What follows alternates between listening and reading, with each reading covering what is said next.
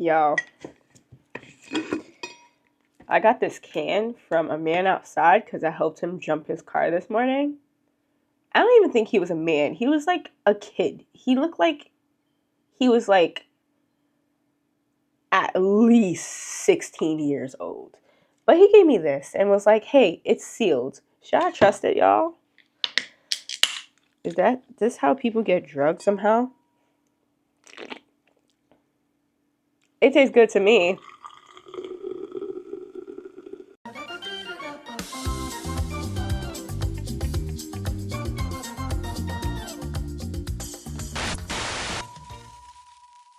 Because I was the only one that helped him jump his car this morning. Because everybody in the projects didn't want to. I love how people in the projects just like, if you look out of place, they automatically tell you, no, I can't do that for you. Like they automatically think you're sus.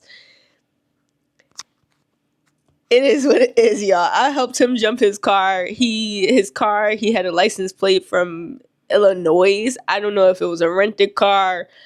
I don't know. I didn't ask any questions. He gave me a beverage and $10 on my Cash App. Thank you. Thank you. Anyways, today we're going to be talking about Diddy yet again. And there's so many things that have been going on with this case that it's hard to catch up. For the past 2 weeks, I have been sick, y'all. I got that bug that everybody has been getting and passing around, and I'm just now getting over it. At one point, I thought I was getting better, so I was like, let me not go to the doctor because it made no sense. A day later, I was like dying in my bed. I was like, no, I have to go to the doctor. Like, it's a must. I need medication. So I went to the doctor, have to go visit the doctor right after this video to see like how things are going. But I feel way better. If y'all don't follow me on TikTok, go follow me. I'm gonna link it down below. My voice was sounding like a man. Like a man. I was quite embarrassed. Like, you see it in my TikTok down below because it kind of is still like more nasally than usual. Like, I know I have a nasally voice, but like not like this. Not like this. I was sounding like a man. One of the men Diddy was with. Anyways, Diddy case. Stephanie Soo just might be in trouble. Diddy is over here trying to communicate with his jurors and the people around the courtroom. There's been situations where I have a dog hair on my mouth. There has been situations where a lady got kicked out the courtroom because it was like, they're trying to get you, Diddy. And everything has been everywhere. I honestly cannot catch up with it. I skipped out on most of it this week, unfortunately, but we're going to talk about this fucking shit is still on my lip. Excuse me. Most importantly, Diddy was threatened to get kicked out the courtroom because he kept on trying to communicate very sussly, but trying to communicate with the jurors and the people in the courtroom. Not only was he turning around to his family going like this, which I guess is fine in the courtroom, but he was also coughing really loud at one point when the cross-examination was going on or something like that. Details not here today. Okay, I'm sorry. Still a little bit sick, but it's okay. We're going to get through this together, okay? But this is a minuscule detail. He was also turning around to people, especially the creator Stephanie Soo. If you don't know who Stephanie Soo is, she has a podcast called Rotten Mango Podcast.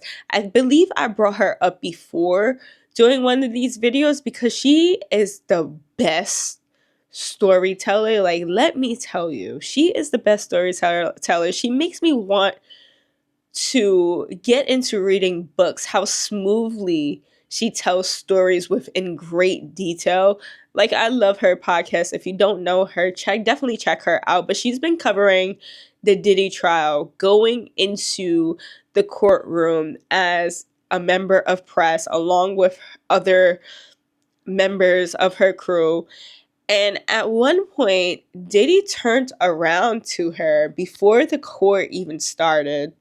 Before I still got this fucking hair in my mouth. Maybe it's my mustache.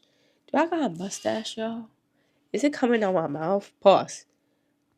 Diddy turned around to her before the court was in session, and she clearly states that she doesn't know if he was talking to her or somebody behind her, but in her direction, he mouths, "I know you," which is already scary as hell. But to further back up this detail, that is not the only time he does it. He does it a second time on Friday, I believe she said. And he, again, doesn't really mouth like, "I know you," but like, "I know you," like this. He does a whole hand gesture, like. And a reporter, a well-known reporter, she says, next to her, says, "I hope you're going to put that in your podcast."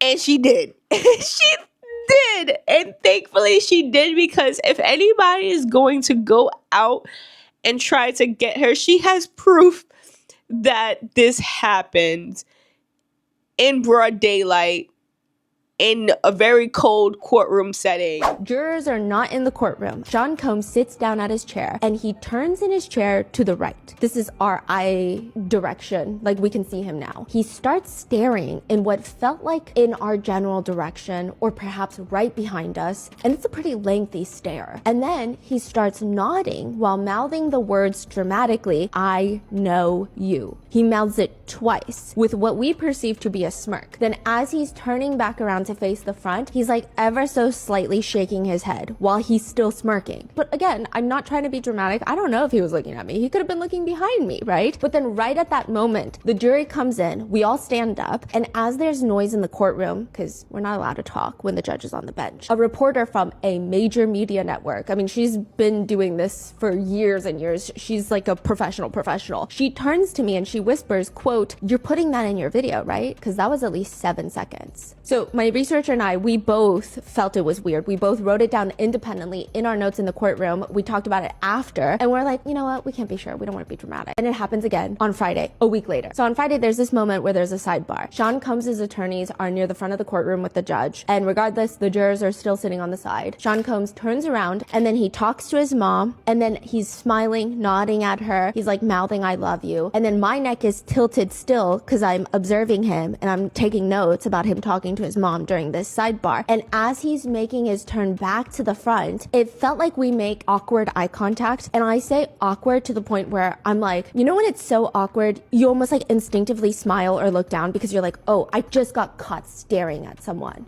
That was the feeling. It was like, oh, I literally just got caught staring him down. And he starts rubbing his chin with his left hand and mouths what appears to seem like, "I know you. I know you." And this time it seemed more pronounced because as he's rubbing his chin with his left hand, he does like a slight index point. It's not like a point. He's not pointing his finger, but it's kind of like a hand gesture, like, "I know you," like kind of like you. Amongst a whole bunch of other creators, press, reporters, she has it documented, is my point. And not only that, she goes into further detail saying not only did he mouth these things, but he specifically told the illustrator that he does not want to look scary or be portrayed as a koala. Now, if you into the whole Stephanie Soo thing, one of the first videos she posted about this Diddy trial is that he looks like a koala. Like he looks like the tip of this because of his gray hairs.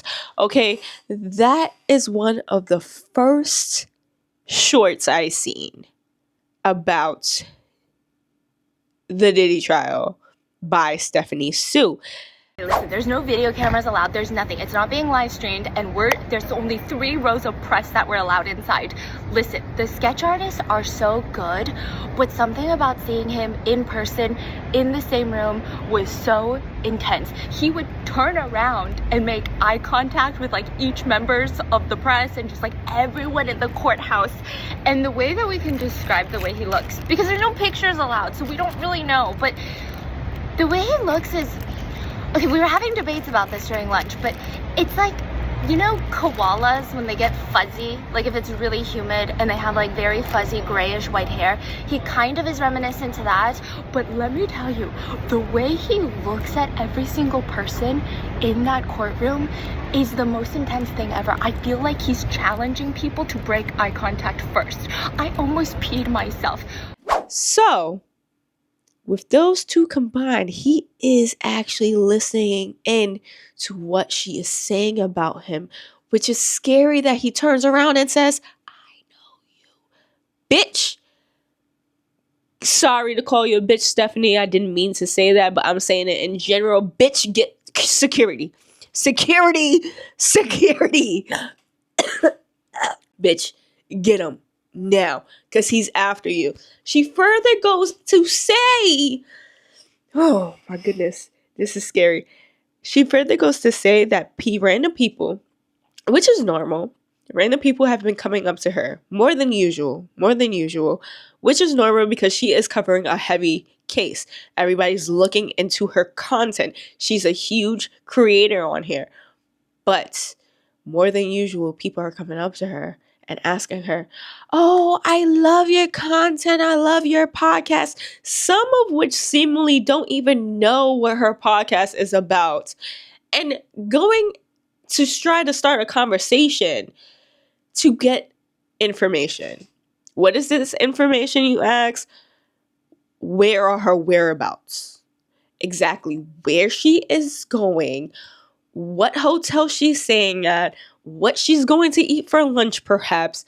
I don't fucking know, but it's quite scary because once they figure out even a lick of exactly where she is in the Village area, I don't know, in Manhattan, in Soho, in Manhattan, they're trying to figure out exactly where she is for God knows what reason, which is very scary combined with the fact that Diddy knows her, quote unquote. Also, to circle back on the fact that he is upset that he looks like a koala, what is wrong with that? Koalas are kind of cute. They're kind of cute. Why are you so oppressed about looking like a koala? It's okay, you're old. You're 55. It's all right. You have gray hair. It's okay. Artist Jane Rosenberg has been sketching the Sean Diddy Combs trial. In fact, she's been sketching high-profile trials for 4 decades, even wrote a book about it. And she's going to describe for us what it's been like in the courtroom, because defendants have critiqued your artwork in the past, your depictions of them. What, if anything, has Sean Combs said to you this trial? It was last week, but at the end of the week, it was during the lunch break. I was sitting in the front row, and he turned to me, and a marshal was standing sort of between us, but not blocking you. And he turned to me and he said, "Gosh," I couldn't understand what he said. He's going like this, his face, and then the marshal said, "He said you need to soften him up." And then I turned to him, and then I could hear because everybody stopped talking, and he said, "You got to soften me up a bit. I look like a koala bear." And I didn't know what a koala bear looked like. I had to go and Google it. And I could see the white goatee on a koala bear. Maybe that's why people have thought that around him. Somebody said that it was tweeted out that he did look like a koala bear, but I don't know. Has he said anything to you since? Have you adjusted your sketches in any way? No, I haven't. No, I haven't. And we know that in the courtroom, the judge scolded the defense and said that he noticed Mr. Combs nodding at the jury, said it had to stop. Otherwise, he may have to take certain measures. And one of those measures could be excluding him from the courtroom. What have you observed? Because, you're focused on him. You're looking at him. What have you seen him do in that courtroom? I have seen him nodding and shaking his head no and yes a lot. Agreeing with the witness or disagreeing a lot. And then the judge scolded him, and maybe he skipped a day or two, but today he's back at the nodding and the shaking his head. Any final observations that you've noticed either in the gallery or with the jury, maybe any family or friends that have been there for Combs? Anything else you've noticed worth mentioning? I did ride down the elevator with the family, and they said they really appreciate my artwork, said I'm very unbiased, and thanked me. And they said, I told them that, but he just told me that I made him look like a koala bear, and everybody giggled, and then the door opened, and I got out, and that was it. It's okay. Are you upset that somebody's calling you a koala just because koalas have chlamydia and they might be saying you have chlamydia? I don't know. Allegedly. I don't know. I'm not sure. I'm not in Diddy's head. But there's nothing wrong with looking like a koala. I think he brought that up just to make sure that Stephanie knows that he's talking to her. Which to me is a threat. Bitch, get security. Be on your P's and Q's, which I'm glad that she has such a good crew. It became even to the point where somebody reaches up to give her a hug, and she said that person had her hands in her bag. Why? There could be cameras going in there. They could be like a microphone going in there. They could be freaking, I don't know, a tracker going in there. It's so scary that even like people that she doesn't know is just asking her where she's going and what hotel she's residing at for this case. And like, it's so scary that allegedly he's going into deaths trying to figure out where these people are. Same thing he did with Cassie. Same thing he did with multiple victims of his. And it's even crazier because in one of my last videos before this trial even started, I was talking about the fact that he was in jail doing jail calls off of other people's information. So in jail, you get like an account that's linked to the phone calls that you're receiving in and out. He's been using other people's time on the cell phones to call out to different people, and there's like a call list, people who could contact you, people who cannot contact you. He was contacting people from jail that he could not contact off of other people's accounts. This is how far Diddy goes to try to get what he wants. And it's off-putting. It's off-putting because you know if he's willing to do that, because that is quite illegal in jail. I don't know the term. I can't think about it right now. But you can't do that. Like, you could get in really great trouble for doing that. So, therefore, if he's willing to do that and try to slide his way through the system to get in contact with the victims, he is more than willing to try to alter other people's perception of him, which is what he's trying to do, especially when you're asking the illustrators to illustrate you in a certain way. Like, I understand before him asking for them to take off the handcuffs before he gets into the courtroom because he could be seen as guilty. I understand that, which is what the lawyers put in for the judge to do, and he got granted that wish. But there's another thing to just nitpick exactly how you're portrayed. So the fuck what? You look like a koala that has chlamydia. Like, so the fuck what? You're old. You're 55. What does it matter? What does it matter? Everybody already knows that you look, everybody already knows that you told Cassie to put juices on your nips. Like, why do you not want to be perceived as a koala? I don't get it. Koalas are kind of cute. They're a little bit aggressive and they have chlamydia. That's why you don't want to be received as a koala. I get it now. I think I'm in Diddy's brain now. I understand. They're aggressive and they have chlamydia. That makes so much more sense. That's why he doesn't want to be perceived as a koala. But can the judge even grant that? Like, is it just that simple where he could just tell an illustrator, don't illustrate me like that? Like, what if I go into the courtroom one day on trial and I'm just like, don't illustrate me like that. Illustrate me like a big ass alien. Can I do that? Can I do that? Like, I can understand the whole take the handcuffs off of me because it's making me look guilty and we didn't even do the trial yet. Like, that's valid. That's a valid point. Innocent until proven guilty. But don't paint me as a koala because it makes me look sexually infected with something. Like, I don't know. I don't understand. Don't paint me like a koala because koalas are aggressive and I don't want to be perceived as aggressive. Like, you're already perceived as aggressive. You're dragging Cassie through the fucking hallway, bitch. The fuck? Anyways, moving on. The phone calls with Jane Doe. Now, a lot of people are saying with these phone calls, he sounds like very manipulative. But I don't see that unless you understand the specifics and the details surrounding this Jane Doe person and including his other victims. What I do see is that he sounds like a cracked out thug, a cracked out pimp. I don't know what to call it. And apparently that's offensive to TikTok. Yet again, I commented that on somebody's post and they took my comment down. So, but we gotta listen to this because y'all gotta see what I'm talking about. He sounds like a cracked out bum. Like, you just gonna have to listen. You just gonna have to listen. Hold on.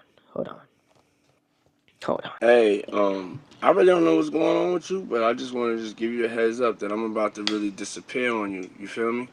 I'm not gonna be playing these games with you at all, at all. So I don't know. You think you silent treating me, and you think I'm gonna be nah. You'll have a rude awakening. You'll just have. I'm sorry, but all I can picture is you. You know those people. You know, when some people get drunk or get high, they start stuttering and they try to catch themselves and correct their thought process before they continue talking. And some of them just straight up just stop talking. Like, and that's what he just did. He said, hold on. So I don't know, you think you solid treating me. What? You mean, so I don't know, you trying to give me the silent treatment and I don't give a fuck, bitch. That would have been more of a valid, so you think you trying to silent treat me. What? Treating me? You think I'm gonna be nah. He just gave up because he is embarrassed that he just stumbled over his words. Now, valid, I stumbled over my words and I'm sober as fuck. I stumble over, see, I just did it. I stumble over my words a lot. Like, I had a speech impediment when I was younger, and I still probably do have one. And I think it's kind of funny. As long as I'm not, like, fucking drugged up. He sounds so drugged up. And the more you listen to it, you can see his narcissistic traits. Hold on. Ain't nobody threatening you, and I ain't trying to go back and forth with no woman. You know what I'm saying? I'm telling you, I ain't got no time for no motherfucking games. Where my life is at right now, I don't have no time for no games, baby girl.